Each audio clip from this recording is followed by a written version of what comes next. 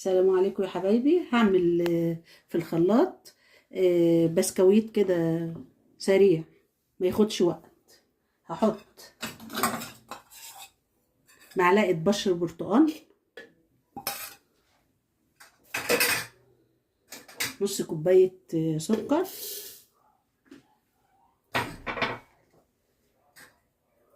بيضايه واحده،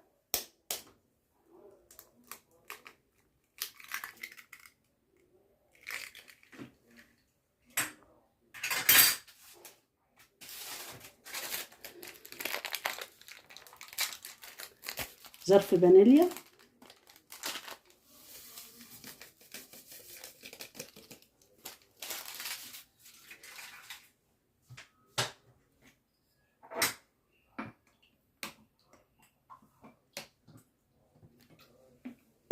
نص كوبايه من الزيت.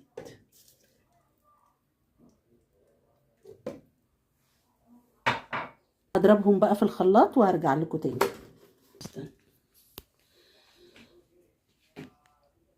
معلقه صغيره بيكنج باودر،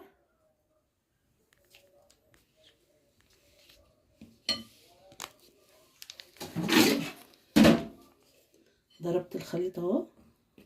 دي كوبايه ونص دقيق بما فيهم معلقتين نشا.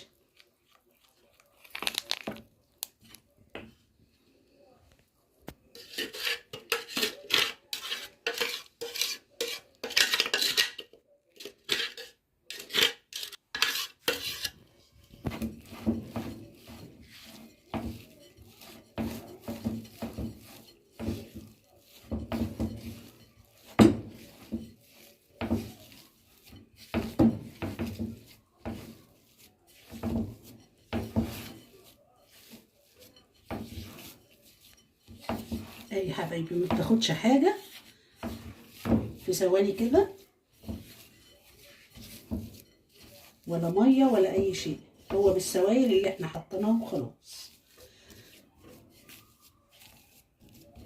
بص بقى،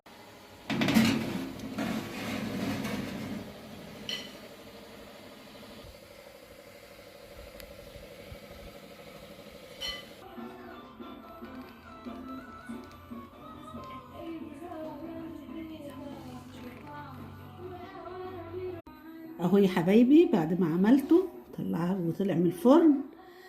ادي الكوبايه ونص دقيق والمعلقتين النشا اللي عليه. لو عجبكم الفيديو اعملوا لي اشتراك ولايك وشير، والسلام عليكم.